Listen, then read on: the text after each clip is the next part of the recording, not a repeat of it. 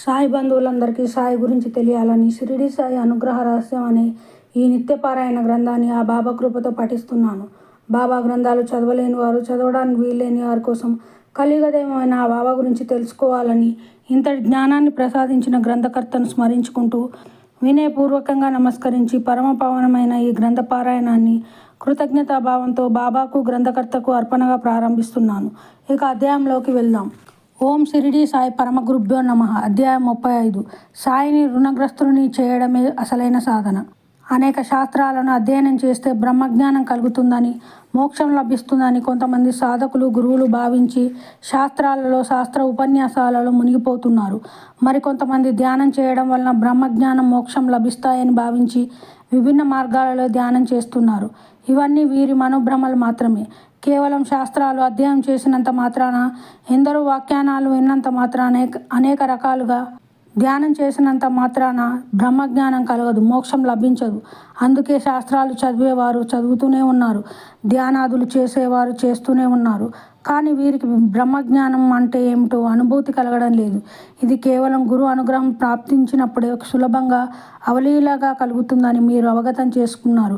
కాబట్టి గురు అనుగ్రహాన్ని పొందడమే మన లక్ష్యం, కర్తవ్యం, సాధన. సాయి అనుగ్రహం అపారంగా, సులభంగా కలగడానికి అపూర్వమైన సాధన మార్గాన్ని మీరు వినబోతున్నారు. దీన్ని తెలిపినది ఎవరో కాదు, సాక్షాత్ షిరిడి సాయినాథులు. ఎవరు ఈ సాధన మార్గంలో పయనిస్తారో వారు శ్రమ లేకుండా, అవలీలగా, సులభంగా సాయి అనుగ్రహాన్ని పొంది బ్రహ్మజ్ఞాన నిష్ఠులవుతారు. సాయి పలికిన ఆ అపూర్వ సాధన, నీవు నన్ను రుణగ్రస్తుని చేయడమే అని తెలిపారు. ఒక కోటీశ్వరుడి ఇంట్లో ఒక పిల్లవాడు జన్మించాడంటే అది యాదృచ్ఛికంగా జరగలేదు. రుణానుబంధాన్ని తీర్చడానికి ఆ ఇంటిలో కర్మవసానం పుట్టి సుఖ సౌఖ్యాలు అనుభవిస్తున్నాడు.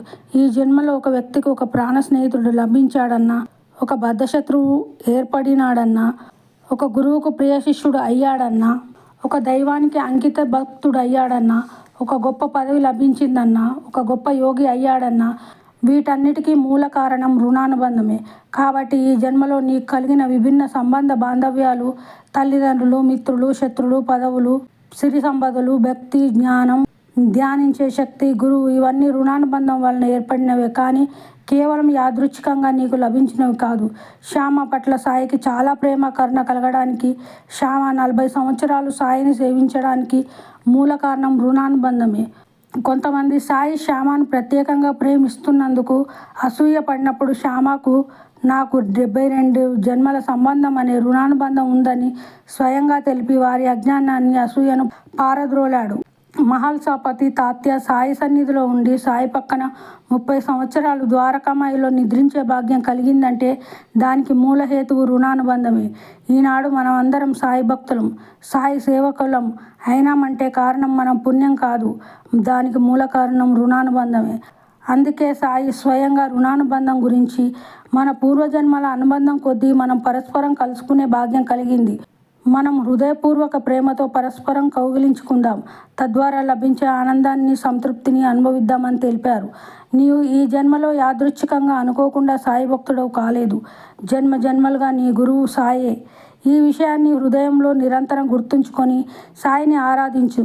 గురువుగా సాయే కాదు, ఏ జీవి అయినా రుణానుబంధం వల్లనే నీకు సంతృప్తం అవుతుందని సాయి ఇలా పలికారు. పూర్వజన్మ సంబంధం లేనిదే ఎవరూ ఎక్కడికి వెళ్ళలేరు. కాబట్టి మనిషి, పశువు, పక్షి ఏదైనా నిన్ను ఆశ్రయిస్తే చీకొట్టి తరిమివేయకు. నీ వద్దకు ఎవరు వచ్చినా ఉచితంగా ఆదరించు. దాహం వేసిన వారికి మంచినీరివ్వు, ఆకలి ఉన్న వారికి ఆహారం ఇవ్వు, వస్త్రాలు లేని వారికి దుస్తులు ఇవ్వు, అనాథలకు ఆశ్రయం ఇవ్వు. ఇలా చేస్తే భగవంతుడు తృప్తుడవుతాడు. సాధక, దీన్ని బట్టి అవగతమైందా రుణానుబంధ మహిమ, ప్రభావం ఏమిటో?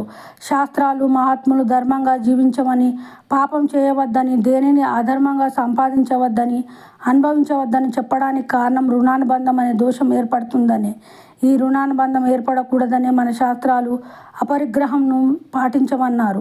అపరిగ్రహం అంటే ఇతరుల నుండి దేనిని స్వీకరించకుండా ఉండమని మీరు క్రిందటి అధ్యాయంలో అవగతం చేసుకున్నారు. ఎవరి నుండి ఉచితంగా సేవలు తీసుకోవద్దు, శ్రమకు తగ్గ ఫలితం ఇమ్మని సాయి బోధించారని కూడా గ్రహించారు. యుగ యుగాలుగా జీవుడు జనన మరణ చక్రంలో తిరగడానికి మూల కారణం ఈ రుణానుబంధమే. నీవు ఎవరి వద్దనైనా అధర్మంగా ధనం దోచుకుంటే నీవు అతడికి రుణగ్రస్తుడవైనావని సదా గుర్తుంచుకో. ఏదో ఒక జన్మలో వడ్డీతో సహా అతడికి చెల్లించాల్సి ఉంటుందని కూడా సదా గుర్తుంచుకో. నీవు ఎవరినైనా అధర్మంగా 4 దెబ్బలు కొడితే నీవు అతడికి 4 దెబ్బలు రుణగ్రస్తుడు అయినావని తెలుసుకో. ఏదో ఒక రోజు నీవు కూడా అతడి చేత 4 దెబ్బలు తినక తప్పదని కూడా తెలుసుకో. అందుకే సాయి, రుణం, శత్రుత్వం, హత్య ఇవి జన్మజన్మలుగా జీవుణ్ణి వెంటాడుతాయి. అనుభవిస్తే గానీ ఇవి విడిచి వెళ్ళవు. కాబట్టి వీటి విషయంలో జాగ్రత్తగా ఉండి వాటి బారిన పడకుండా ఉండమని హెచ్చరించారు. ఏ రుణానుబంధం వలన నీవు వ్యక్తులకు, వస్తువులకు, విషయాలకు, అనుభవాలకు బందీవై యుగయుగాలుగా సతమతం అవుతున్నావో, దుఃఖమును, బంధమును కలిగి ఉన్నావో ఆ రుణానుబంధమును నీవు నాశనం చేయడానికి సాధన మార్గం సాయిని నీవు రుణగ్రస్తుడని చేయడమే. అదెలాగో వినండి. వజ్రాన్ని వజ్రంతోనే కోయాలి అన్నట్లు రుణానుబంధంతోనే నాశనం చేయాలి. ఈ ప్రపంచంలో నువ్వు ఏ వ్యక్తిని ప్రేమించినా, సేవించినా, ఏ వస్తువులను, విషయాలను ప్రేమించినా, ఏ కళలను ఆరాధించినా నీవు ప్రాపంచికంగా బంధించబడతావు. ఒక్క సాయిని ఆరాధిస్తేనే నీవు బంధం నుండి విడిపడతావు. ఈ విషయాన్నే సాయి, నీవు నన్ను రుణగ్రస్తుడని చేస్తే నేను నీకు బ్రహ్మజ్ఞానాన్ని ప్రసాదించి నీ రుణం నుండి విడిపడతాను అని సాయి వాగ్దానం కూడా చేశారు. నీవు సాయిని రుణగ్రస్తుడిని చేయడమే. మరి సాయి రుణగ్రస్తుడు కావాలంటే నేనేం చేయాలి, నేను ఏమి సమర్పించాలి అనే సందేహం కలుగుతుంది. ఏమి చేస్తే సాయి రుణగ్రస్తుడు అవుతాడో ఇతరుల భావాలు, వ్యాఖ్యానాలు, అభిప్రాయాలు మనకు అనవసరం. సాయి స్వయంగా చేయాలో చెప్పారు. దానిని శ్రద్ధగా విను. నన్ను అనన్యంగా ప్రేమించేవారు నన్నెప్పుడు తమ ఎదుట దర్శిస్తూనే ఉంటారు. నేను లేనిదే వారికి లోకం ఉండదు. వారి పెదవులపైన కేవలం నా కథలే ఉంటాయి. నిరంతరం వారు నన్ను చింతన చేస్తుంటారు. వారి నాలుకపైన నా నామమే ఉంటుంది. ఆ నామాన్నే జపిస్తూ ఉంటారు. వారు నా లీలలను కీర్తిస్తుంటారు. వారు ఎక్కడికి వెళ్ళినా నా కార్యాలనే పాడుతుంటారు. వారు నాలో అలా పూర్తిగా లయించిపోతారు. తమ కర్మకలాపాలన్నింటినీ మర్చిపోతారు.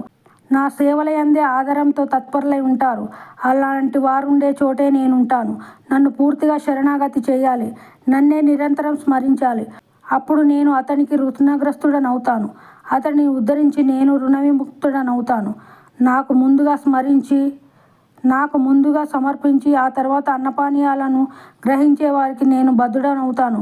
నన్ను నిరంతరం ధ్యానించే అలాంటి వారి కోరికలు నేను తీరుస్తాను. నా కోసమే పరితపించే నా భక్తుల యోగక్షేమాలను నేను చూసుకుంటాను. వారికన్నా మించిన భక్తులు నాకెవరూ ఉండరు. నాకు మించిన దైవం కూడా వారికెవ్వరూ ఉండరు. నేను వారి ఆధీనంలో ఉంటాను. తల్లి, తండ్రి, బంధువులు, స్నేహితులు, ఆప్తులు, ఆత్మీయులు, భార్యాబిడ్డలు వీరందరి నుండి పరాన్ముఖులైన వారే నా పాదాలయందు అనురక్తులవుతారు. అన్ని రకాల అహంకారాలను వదిలిపెట్టి నన్నే శరణు పొందాలి. నేను మీ హృదయ అంతర్యామిని. అప్పుడు మీ అజ్ఞానం శీఘ్రంగా నశిస్తుంది. ఇక మరే ఇతర జ్ఞానబోధలు మీకు అవసరం ఉండవు. సాధక, సాయి అపూర్వ బోధ అర్థమైందా? ఈ విధంగా చేస్తే సాయి నీకు రుణగ్రస్తుడు అవుతాడు. కాబట్టి ఈ ప్రపంచంలో ఏ వ్యక్తి పట్ల, దేని పట్ల అభిమానం, ప్రేమ ఉండరాదు. నీవు ప్రేమించిన ఆ ప్రేమ గురువు మయంగానే ఉండాలే తప్ప ఒక వ్యక్తిపరంగా ఉండకూడదు.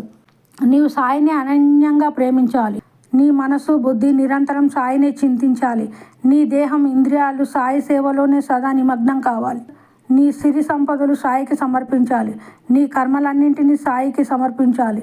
సాయి నీకు ఏ విధంగా రుణగ్రస్తుడవుతాడో ఇంకా సులభంగా అర్థమయ్యేలా విపులంగా బోధిస్తాను విను. ఉదయం, సాయంత్రం సాయిని పూజించు.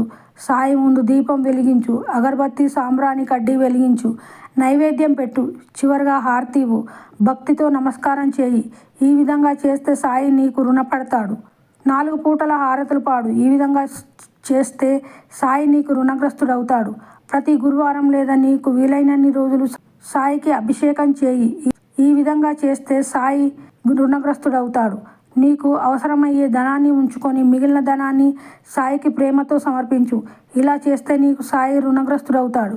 సాయి తత్వ గ్రంథాలను, సచ్చరిత్రను పారాయణ చేస్తూ ఉండు. ఇలా చేస్తే నీకు సాయి రుణగ్రస్తుడవుతాడు.